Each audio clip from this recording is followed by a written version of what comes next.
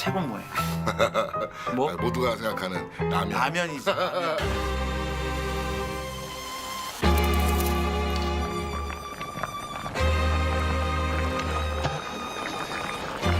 간 다 돼 있는 거 아는데도 또 거기서 한 젓가락을 먹어야 돼 이게. 거기서 한 젓가락 딱 먹어봐. 이건 다 알아 이제. 이미 우린 요리사기 때문에 다 아는데도 한 젓가락 먹고.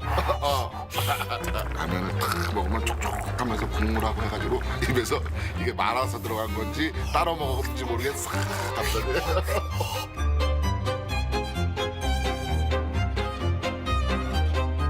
김밥은 옹알스다. 모든 이가 사랑한다. 모두가 다 즐길 수 있다. 맞아. 옹알스는 김밥이고 김밥은 옹알스. 김밥집 하네. 김 먹었어.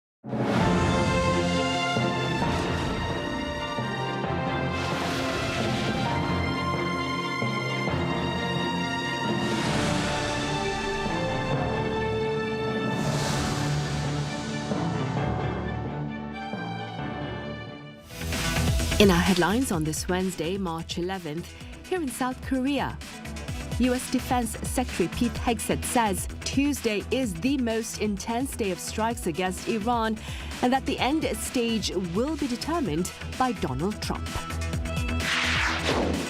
Meanwhile, Iran is reportedly deploying mines in the Strait of Hormuz to disrupt global energy supplies as oil prices ease amid international pledges of relief. And in response to the economic fallout of the events in the Middle East, the government here proposes price ceilings, expanded subsidies, and an extra budget. The U.S. calls Tuesday its most intense day of strikes against Iran thus far during a briefing at the Pentagon. Our Moon Hye-ryun covers these latest remarks.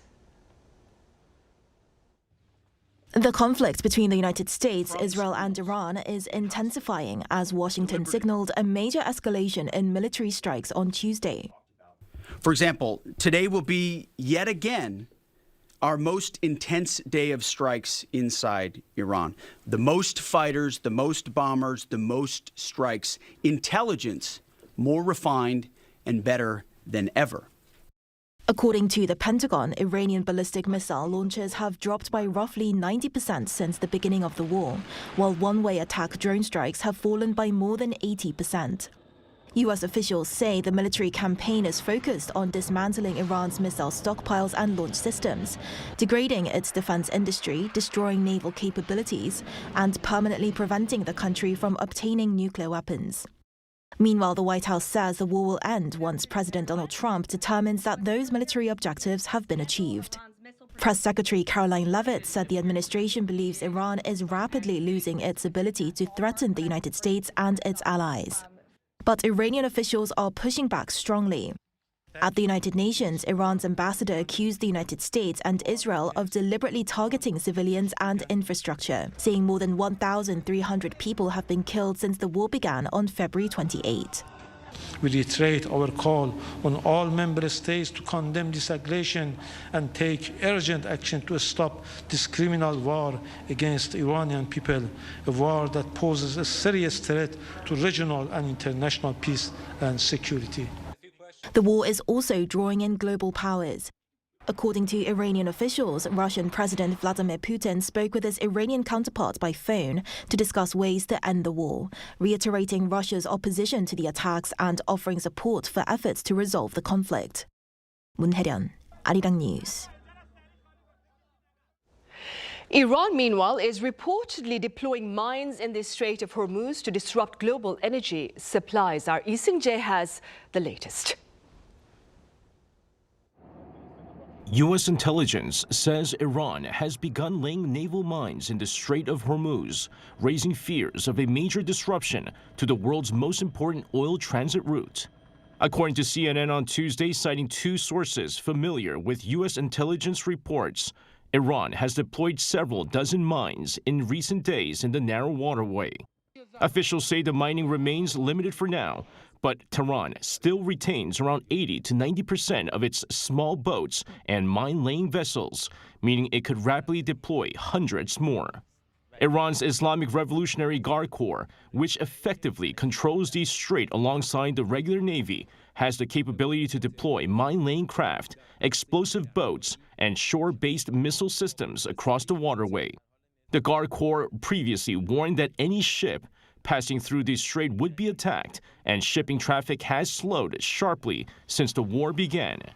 U.S. President Donald Trump said Tuesday that American forces had already struck and destroyed 10 inactive Iranian mine-laying vessels. Posting on Truth Social, Trump warned Iran to immediately remove any mines from the strait or face severe military consequences, saying retaliation would be at a level never seen before. Meanwhile, confusion briefly emerged over whether U.S. forces have begun escorting oil tankers through the waterway. U.S. Energy Secretary Chris Wright posted on social media that the U.S. Navy had escorted a tanker through the Strait of Hormuz, but the message was quickly deleted after it spread in global media. The White House later confirmed the claim was inaccurate, saying the U.S. Navy has not escorted any vessels through the strait. The Strait of Hormuz connects the Persian Gulf to the Gulf of Oman and handles about 20% of global oil shipments. Iran's threat to block the route have pushed oil prices higher and sent insurance costs for ships passing through the strait soaring. Lee Seung-jae, Arirang News. More recently, however, global oil prices have been easing in response to Mr. Trump's remarks about an early end to the violence in the Middle East. Our Park Chunan has the latest numbers. Global oil prices recorded their largest one-day decline since March 22 on Tuesday local time, based on closing prices. Brent crude futures on the Intercontinental Exchange settled at $87.8 per barrel, down 11% from the previous day. WTI crude settled at $83.45 per barrel on the New York Mercantile Exchange, falling nearly 12%. Just a day earlier on Monday, global oil prices had spiked dramatically, with Brent briefly hitting $119 per barrel due to volatility stemming from fears over supply disruptions in the Middle East, particularly through the Strait of Hormuz. The sharp reversal came after U.S. President Donald Trump signaled an early resolution in the conflict in the Middle East. In a CBS interview and subsequent press conference, Trump described the conflict as in its very complete phase and likely to end very soon. He also revealed a phone call with Russian President Vladimir Putin, who expressed willingness to help, sparking speculation about an easing of sanctions on Russian oil. Also, expectations rose that G7 nations would release strategic petroleum reserves to combat the high oil prices. The International Energy Agency convened an emergency meeting to assess the situation and consider coordinated releases of strategic oil stockpiles. Canada is reviewing ways to boost its oil output, including delaying maintenance and rerouting exports through the expanded Trans Mountain pipeline to help stabilize global supplies. While markets welcome the signals of de-escalation, experts caution that the situation remains fluid and oil prices could go up or down at any time when variables change. Park Junan, Arirang News. That being said, here in South Korea, in response to the economic fallout of the events in the Middle East, the government has proposed price ceilings, expanded subsidies, and an extra budget. Our correspondent Kim Do-yeon reports. South Korea is aggressively deploying all available policy tools to shield its economy from the escalating situation in the Middle East. To minimize the impact of the Middle East situation on livelihoods, the economy, and industry, we will push for sufficient support by utilizing all possible policy tools, including a supplementary budget. This came on Wednesday as the government, recognizing that domestic pumps often lag behind global price drops, upgraded its regular economic meetings to an emergency status and elevated its joint response task force to the vice ministerial level. Global energy markets have been rocked by extreme volatility, with the impact lingering nationwide. The national average price of gasoline has surged past 1905 won per liter, with prices in Seoul nearing 1950 won. The Seoul average even surpassed 2,000 won at one point. While recent international oil trends have shown signs of cooling over hopes of an end to Operation Epic Fury, the government remains on high alert, closely monitoring price trajectories. This includes a maximum price ceiling on petroleum products being implemented this week. Furthermore, public notices prohibiting the hoarding or withholding of sales of petroleum products by refineries and gas stations will be enacted to guarantee stable supply. For the logistics sector, the Land Ministry's diesel subsidy program for freight trucks, buses, and taxis is being expanded. Extended through April, the government will now cover 70% of the cost when diesel exceeds 1,700 won per liter, up from 50%. Applied retroactively from March 1st, drivers of 25-ton freight trucks can expect up to 440,000 won in monthly savings. While the efforts are being made, the Deputy Prime Minister said this is just preemptive measure and the nation at the moment is in good hands. Although external uncertainties are high, our economy's fundamentals in key industries like semiconductors are solid, and we possess crisis response capabilities, including 208 days' worth of petroleum reserves. For industries highly dependent on the Middle East, such as naphtha importers, the government will provide financial backing to secure alternative supply chains. Kim Do-yeon, Arirang News. Meanwhile, across the border, North Korea has shared its support for Iran's appointment of Mojtaba Khamenei as its new supreme leader. An unidentified spokesperson from Pyongyang's foreign ministry also denounced the developments in the Middle East, asserting that the attacks by the U.S. and Israel against Iran are illegal. The spokesperson added that efforts to interfere in Iran's internal affairs deserve worldwide criticism. And North Korea's Kim Jong-un observed via video the launch of strategic cruise missiles from a warship on Tuesday with his daughter by his side. Our Eun-jin has more. North Korean leader Kim Jong-un has once again observed the test firing of strategic cruise missiles from the Chaehyun, a 5,000-ton multi-purpose destroyer. The launches came as Seoul and Washington kicked off their annual joint military exercise Freedom Shield on Monday, which the North has long denounced despite them being defensive in nature. According to a report from the North state media, the Korean Central News Agency, on Wednesday, the tests took place on Tuesday and were observed by Kim Jong-un via video. The KCNA said multiple cruise missiles were launched in quick succession along flight trajectories set over the Yellow Sea and flew for just under 3 hours before striking designated targets. Kim expressed satisfaction that the tests verified the reliability of the National Integrated Control System for Strategic Weapons and the superiority of the destroyer's integrated combat system. But Kim raised the need to test the efficiency of the automatic guns installed on the warship and presented tasks for strengthening the regime's naval power, adding that it is more advantageous to enhance capabilities by equipping high-speed warships of less than 3,000 tons with guns and to install supersonic weapon systems instead of guns on the 5,000 and 8,000-ton destroyers. Similar strategic cruise missile launches were conducted earlier this month, ahead of the Chaehyun's commissioning, which Kim had observed from the site alone. What is notable about the launches on Tuesday is that, based on the photos released, Kim's daughter Jue was also seen overseeing the launch. This continues recent elevated public images of Kim Jue, including the latest display of photos on a billboard at the North Korean embassy in Beijing's Chaoyang district. While this board is a space that showcases North Korea's official public image in China, photos are known to have been updated irregularly, about 3 to 4 times a year. However, following the change of the photos in February, which were centered on former leader Kim Jong-il ahead of his date of birth, known as the Day of the Shining Star in the North, the photos were changed out again in March to include ones featuring Kim Joo-ae. 이은진, Arirang News.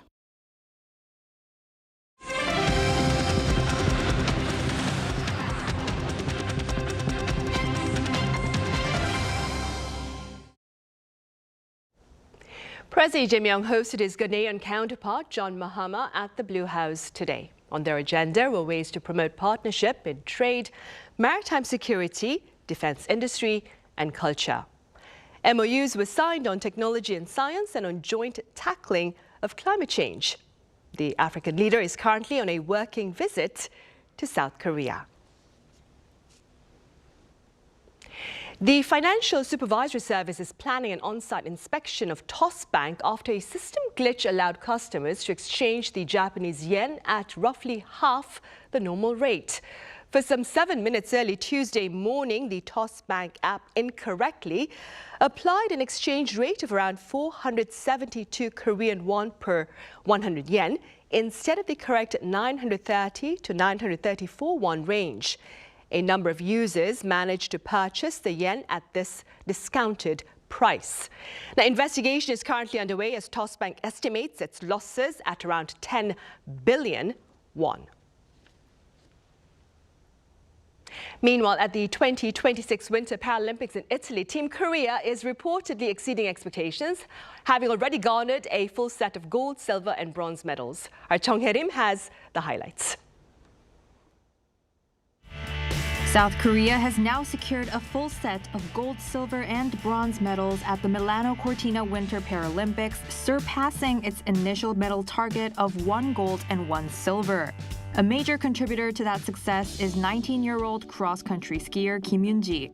Kim captured silver in the women's sitting sprint final with a time of 3 minutes and 10 seconds, finishing just behind American Oksana Masters. The medal marks Kim's second of the Games. Earlier this week, she made history by winning gold in the women's biathlon, becoming the first Korean woman to win a gold medal at the Winter Paralympics.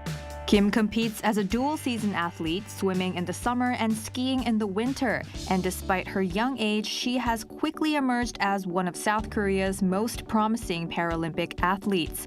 The 19-year-old still has 3 events remaining at the Games, raising hopes she could add more medals before the competition concludes. There was also success in the curling rink. The world #1 wheelchair curling mixed doubles duo Baek Hye-jin and Lee Yong-seok defeated the United States 6-3 in the semifinals. The team secured an early lead and never allowed a comeback, guaranteeing at least a silver medal. This milestone marks South Korea's first Paralympic medal in wheelchair curling in 16 years, dating back to the 2010 Vancouver Games. The duo will face a powerhouse team from China for the gold medal later on Wednesday. Meanwhile, the 4-person mixed curling team also remains in strong contention, currently sitting in 3rd place in the preliminaries after a dominant 9-0 victory over Norway. With several events still ahead, South Korea's athletes are continuing to build momentum at the Paralympic Games. Chung Hye-rim, Arirang News. And the song Golden from KPop Demon Hunters will go live at the 98th Academy Awards this coming Sunday in LA. A performance featuring traditional Korean instrumentalists and dancers will highlight the folklore and cultural elements that inspired the Netflix blockbuster. Also, EJ, Audrey Nuna, and Ray Ami, the singing voices behind the animated K-pop girl group Huntrix, will take the stage to perform the Oscar-nominated song. K-pop Demon Hunters has been nominated for Best Animated Feature and Best Original Song. Meanwhile, the film Bugonia, a remake of the Korean cult classic Save the Green Planet, has also received 4 nominations. Up next, we revisit the role of robots and modified vehicles to fight fires in urban settings. Our Cha Yun-kyung reports.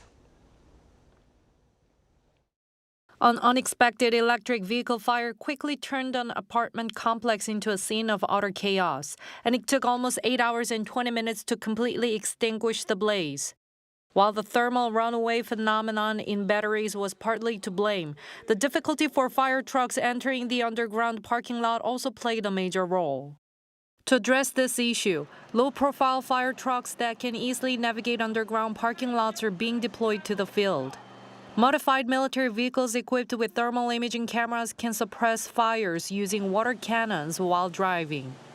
A four-legged robot walks boldly through a subway turnstile into a hall filled with thick and gray smoke. Upon discovering a person lying still and motionless, it begins its rescue mission. The system can reconstruct 3D visuals of environments too extreme for human entry, providing critical situational awareness. Furthermore, its onboard sensors detect 8 varieties of gas, enabling the real-time monitoring of potential hazards. The deployed robots identify gases and determine whether they are harmful while searching for survivors, helping to decide whether firefighters should enter the site. Robots have also been developed for other challenging environments, such as underground spaces and logistics warehouses, where high temperatures and black smoke make entry nearly impossible once a fire breaks out. The unmanned firefighting robot, donated by Hyundai Motor Group, was specially engineered to withstand extreme heat up to 800 degrees Celsius. It is also capable of search and rescue missions, using infrared sensors to track down missing persons who may be trapped or isolated. During a fire at a household goods manufacturing plant in Eumseong-gun County, Chungcheongbuk-do Province last month, it was deployed to the scene for the first time and played a vital role in tackling the fierce flames. 차윤경, Arirang News.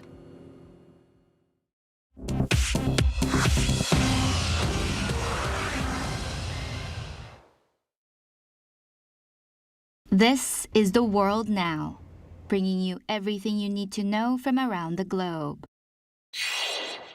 The United Arab Emirates has halted operations at its largest refinery following an Iranian drone strike.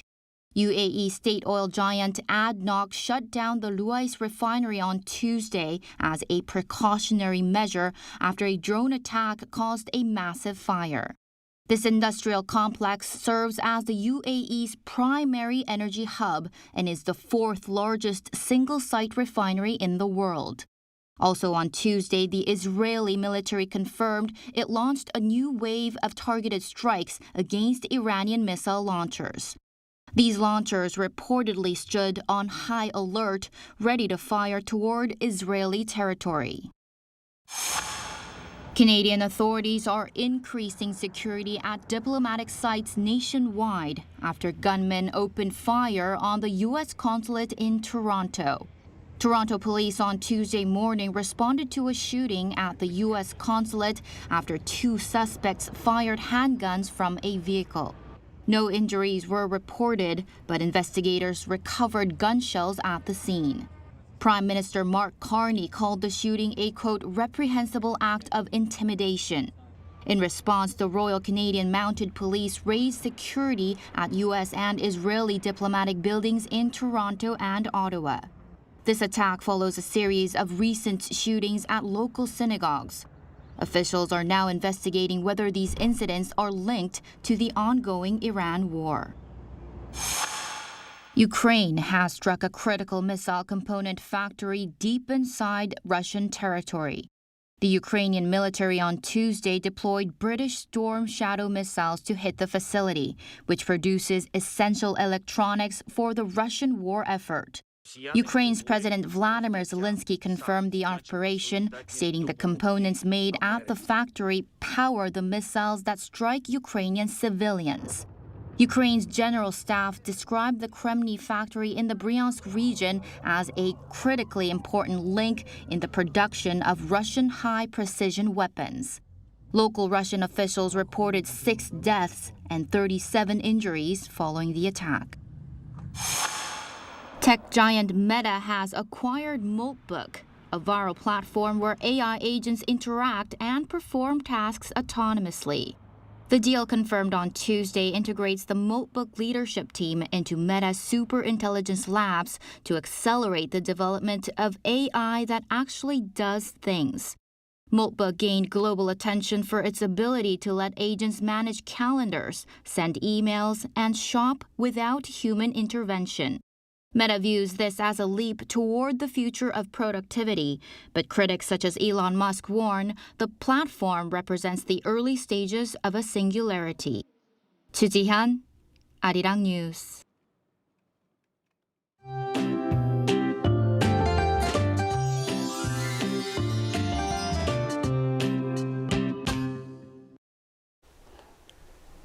We have been trapped in dusty air for several days now, but the dust should begin to clear from late tomorrow afternoon as cleaner northeasterly winds will move in starting from the eastern regions. Then also starting from tomorrow afternoon, rain is expected in some parts of southern regions and the east coast.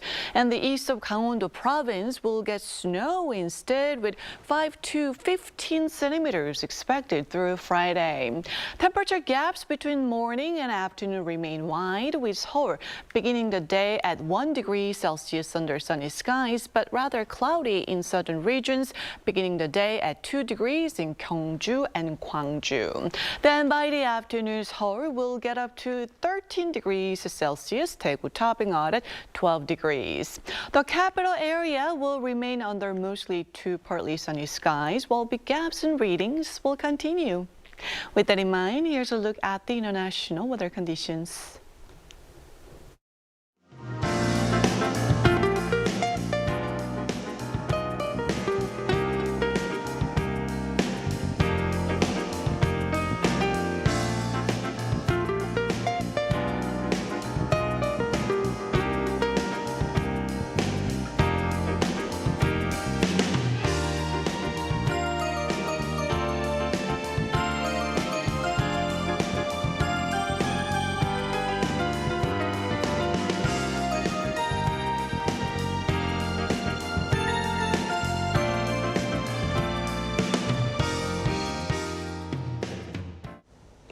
Right, those are the headlines at this hour here in South Korea. Coming up right after this break is our daily panel session, and today we continue our talk about the events in the Middle East. Do stay with us.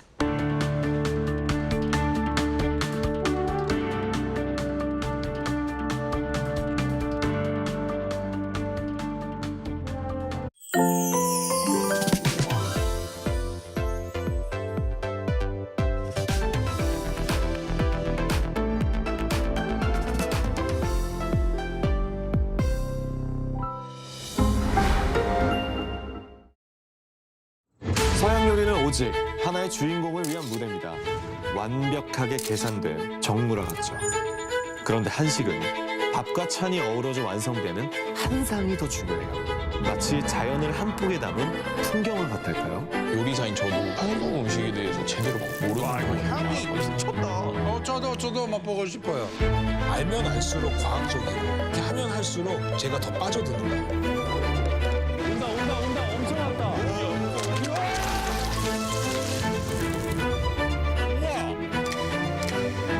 같이 여행을 한번 떠나보시죠.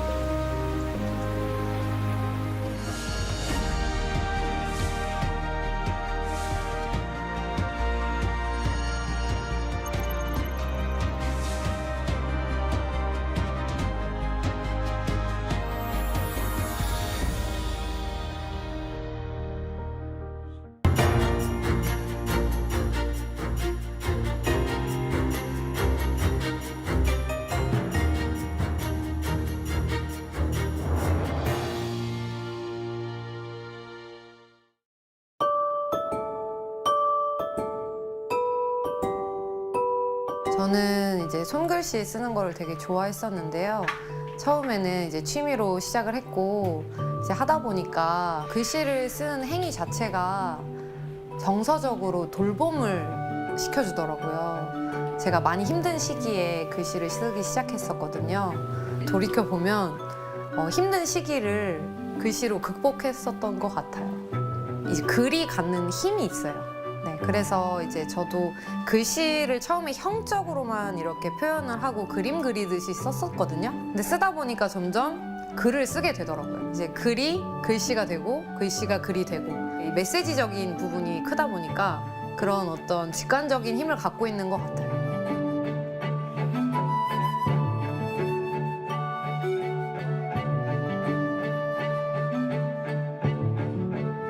이렇게 글씨를 쓰는 행위 자체가 되게 아름답다고 느꼈거든요.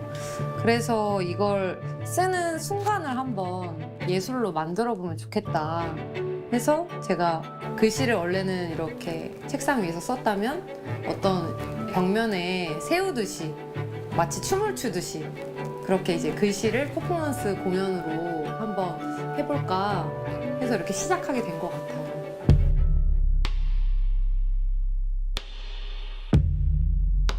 외국인 분들도 이걸 뜻을 알지 못해도 되게 아름답다고 느끼시고 예쁘게 봐주시는 것 같더라고요. 여러 기억이 있지만 또 카타르에서의 경험이 되게 기억이 나요.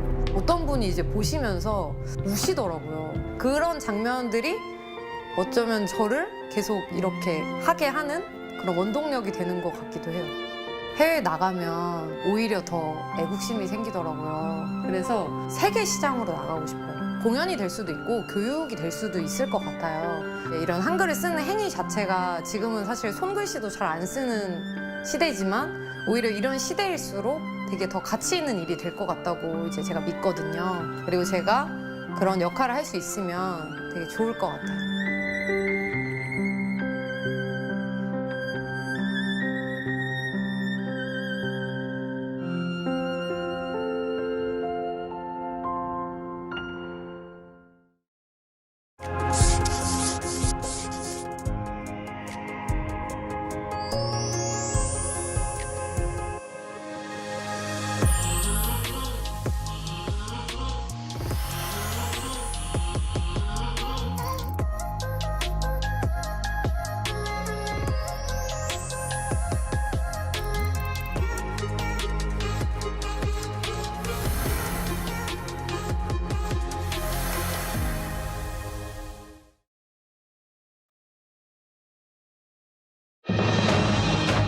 On Press Perspective today, we continue our panel discussion on the unrest in the Middle East, this time with the focus on the fallout in the Gulf region and in Europe.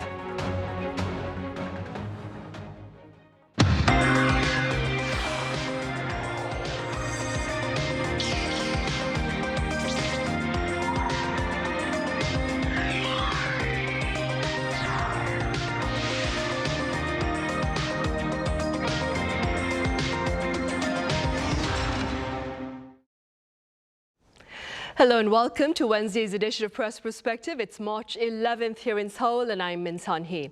Quite a number of countries are finding themselves caught in the crosshairs of military confrontation between the US and Iran. For more on this reality, I have Chloe Bognon with French broadcaster France 24 here in the studio. Chloe, it's great to have you back. Hello, thank you for having me. I also have Mohammed Ali Harisi, foreign editor of the state-owned English daily, The National, over in the UAE. Mohammed, it's a pleasure to have you with us. Thank you so much. Right, we shall start here in the studio. Chloe, let's begin with some of the most recent events with regard to the violence in the Middle East as the US and Iran continue to exchange fire. So one of the most important things that we've seen, especially from the side of the US, I would say, is Donald Trump and then Exet also saying that they are announcing a quick end to the hostilities. I know we'll probably come back on that. It's just their point of view. Like Donald Trump has been saying that in a Monday press conference. The US, according to him, have been inflicting serious damages and is predicting that the conflict would end before the 4 weeks. You know, he had previously put that deadline, and he's saying that it might change, but it's been met with defiance from the Iranian leaders. Iranian parliament speaker, for example, said on Twitter X that they're not seeking for a ceasefire, and we've seen this kind of message going through all the officials of the governments in Iran. Yesterday also was called by both the US and Iranian witnesses on the ground as the most intense airstrikes of the hostilities. So the most bombs have been dropped, especially on Iran. US and Israel have been doing most of this work, and Israel has also been bombing Lebanon as of yesterday. On the side of Iran, there's been retaliatory shots even this morning again as we were speaking.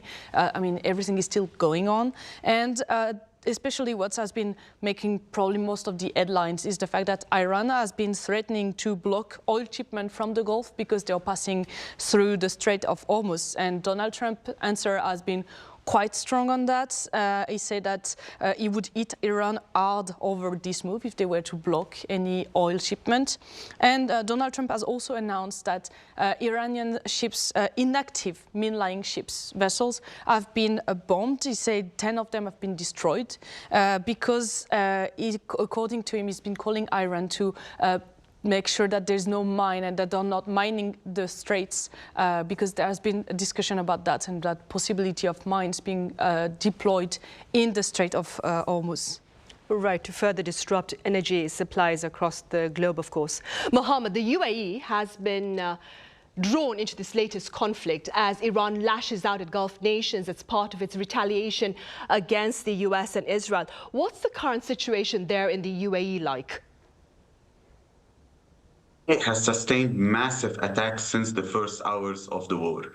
Surprisingly, it is the country that has been targeted mostly by Iran more than any other country in the Gulf or even Israel. So far, there have been around 1,470 drone attacks and 270 missile attacks. Most of these have been intercepted, of course, but it has been shocking to see a country like the UAE calling for a settlement with Iran to get under this scale of attack. 11 days later, people are starting to adapt a little bit and absorb the shock. The government has assured that it has all the means to defend the country against the drones and against the missiles. And they have repeatedly said that there is a large stockpile of food. It's true that from my own observation, I drive between Dubai and Abu Dhabi every day, and I have to say that there are less cars on the highway, there are less people on the street, there are less people in the mall, but life continues with precautions. Right. And speaking about the response to the events in the Middle East, Chloe, what can you tell us about the response from Europe, including, of course, France?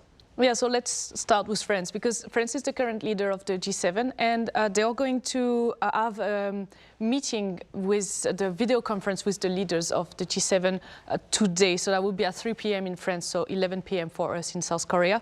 The idea is to speak about the economical consequences of the war at the moment, and especially the concern about energy crisis. That's something that's been widely discussed, I would say, in the European media in general.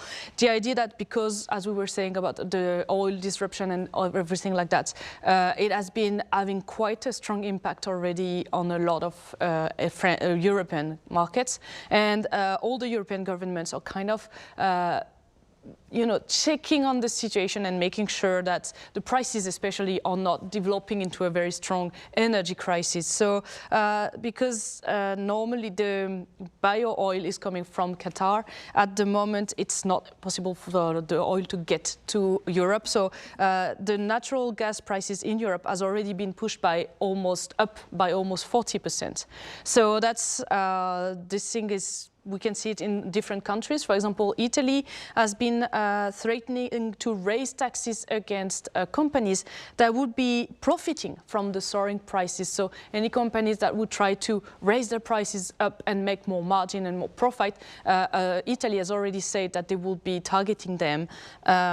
There's also a question about, they're a bit afraid that Russia might use the opportunity to sell their oil themselves like at a most expensive price. G7 has a system at the moment to cap the price of Russian oil, so that you buy it, it should not be over 20. It's like it has to be 20% below trading prices, so that Russia doesn't get too much money for the war.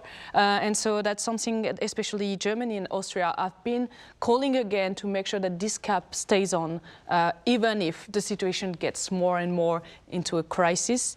And then, military speaking, the allies of the US, Europe is kind of strong allies of the US, so most of them have been starting to deploy some elements. France has been doing it, the UK, Australia as well. Ukraine has also offered some help to understand how to fight against the Iranian drones that are also used by Russia against the Ukrainian territory. So Volodymyr Zelensky has offered his help for Trump to offer their own expertise on this subject. Right, and speaking about help, Mohammed, the UAE's assistance to its stranded international travelers has been making quite a bit of global headlines. Could you tell us a bit more about this?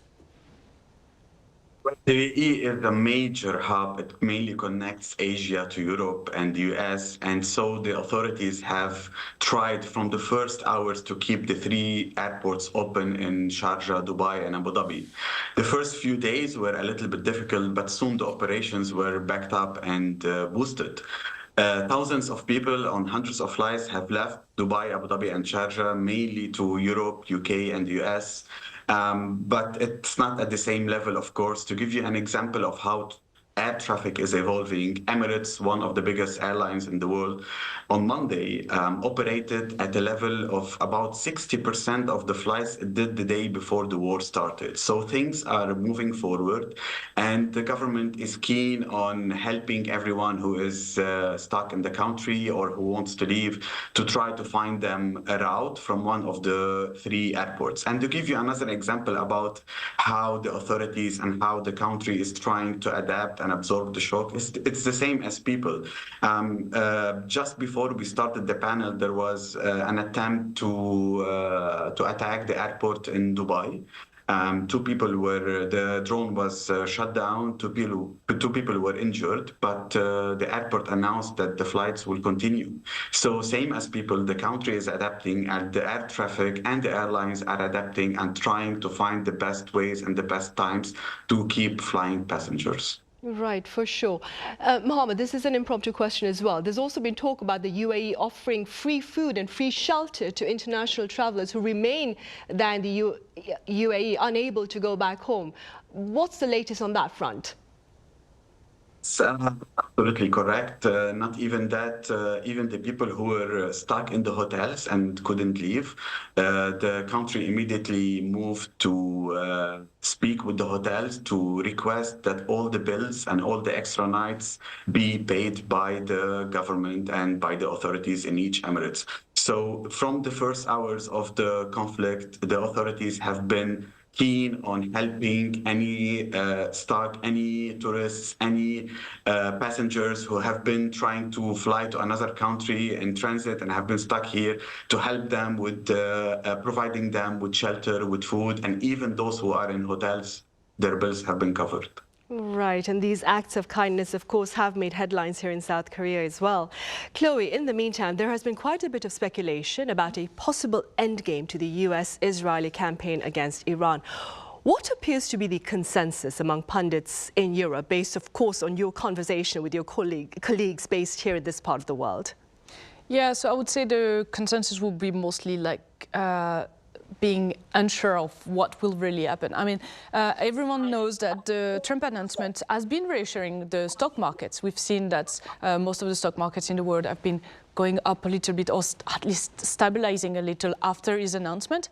But for a lot of pundits in Europe, what they're saying is that we're not yet to an end of the war. Multiple reasons to that, but the war is actually intensifying and growing. As I was saying, yesterday was the strongest airstrikes day since the beginning of the war.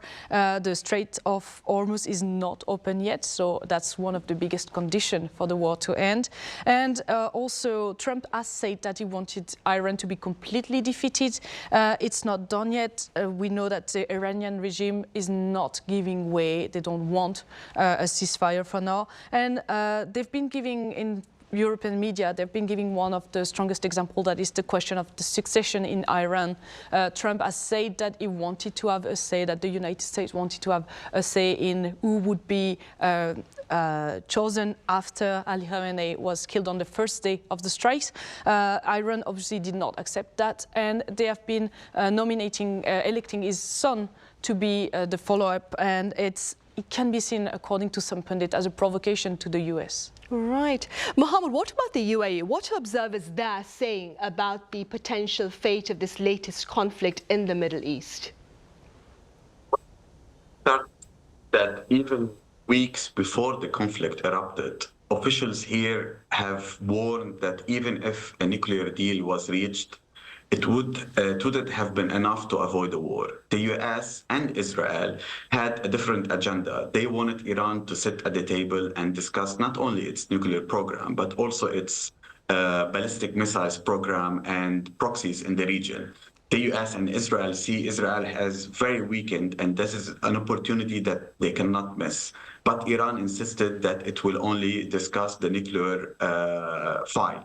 So we knew some kind, and officials here had the feeling that we were going towards a war, and the war was unavoidable.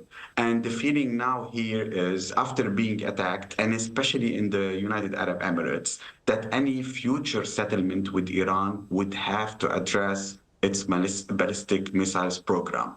A nuclear deal alone cannot mend and cannot cannot be a kind of a comprehensive solution.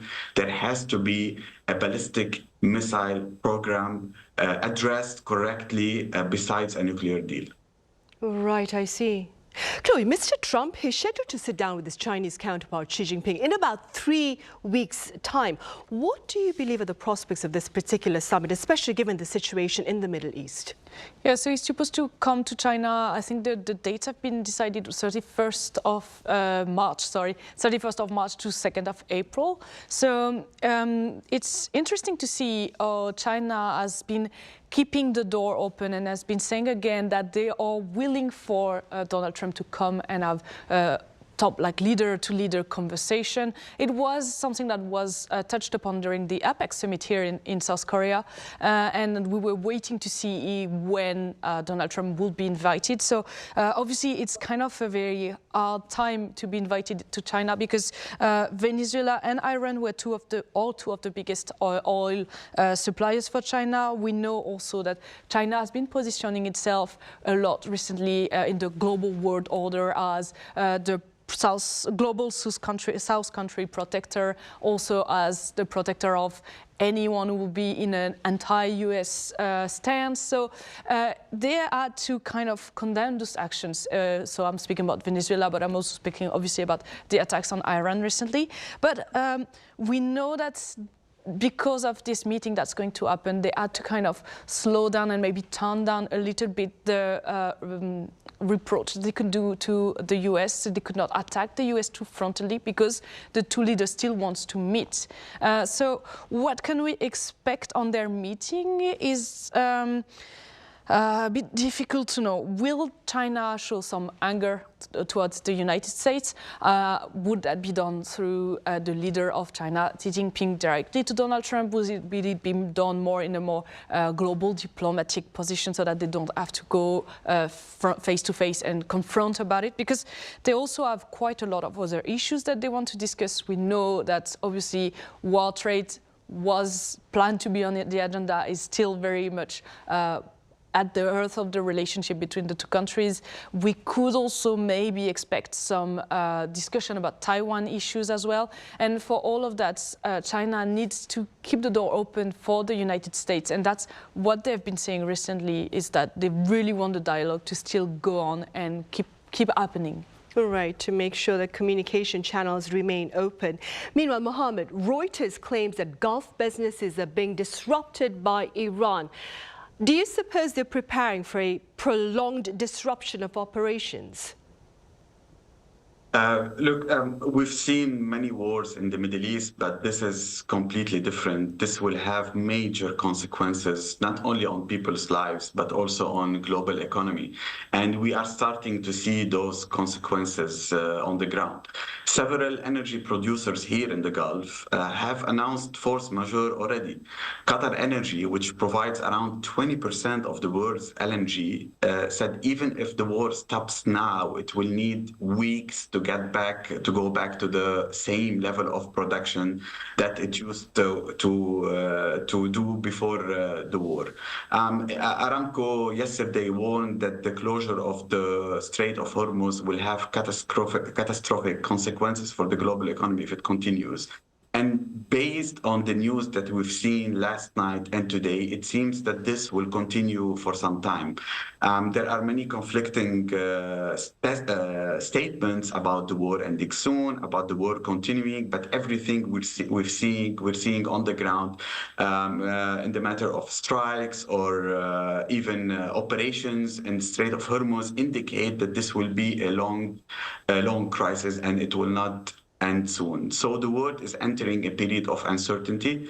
The consequences are already felt. There are fuel prices being risen everywhere in the region, even beyond, from Pakistan to Egypt to other countries.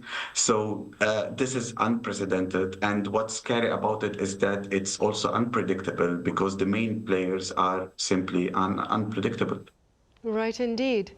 Mohammed, this is an impromptu question, but as you mentioned earlier, the UAE appears to be bearing the brutal brunt of Iran's retaliation campaign against the US and Israel. That being said, what has been the UAE's government's response to Iran regarding these attacks? And of course, the message to the people there in the UAE? Well, there are a few messages that have been conveyed by the authorities. One, a few days after the attack started, the UAE closed its embassy in Tehran and called all of its diplomatic staff and the ambassador to come back to the UAE. So this is the first diplomatic step done by the UAE. Two, there have been many messages, including that despite that we are neighbors, but this war will have long-term consequences on our economy, on our bilateral ties, on our communities. And Dr. Anwar Girgash, who is an advisor for President Sheikh Mohammed, had the clearest message maybe for the Iranians. He said that this will harm our relations for decades to come. Despite saying that, and despite that the countries will go through a hard diplomatic phase, the country has been protective of the Iranian community here. There are thousands or hundreds of thousands of Iranians who have businesses in the United Arab Emirates, who have families living here, and the authorities have made sure that each one of them is protected and living in dignity, and nothing happens to them. So the main message is diplomatic: stop this war, or our relations will be harmed for decades to come. Right, a stern warning there for some sense of stability then. Mohammed, keeping in mind the state of affairs there in the Middle East, thank you so much for making time to join us live at this hour. Thank you so much. Pleasure. Do stay safe, of course. And Chloe here in the studio, thank you very much for your time and your thoughts. Thank you. Right, that ends Press Perspective for today. We return same time tomorrow with more panel discussion on the efforts to address the economic fallout of the events in the Middle East.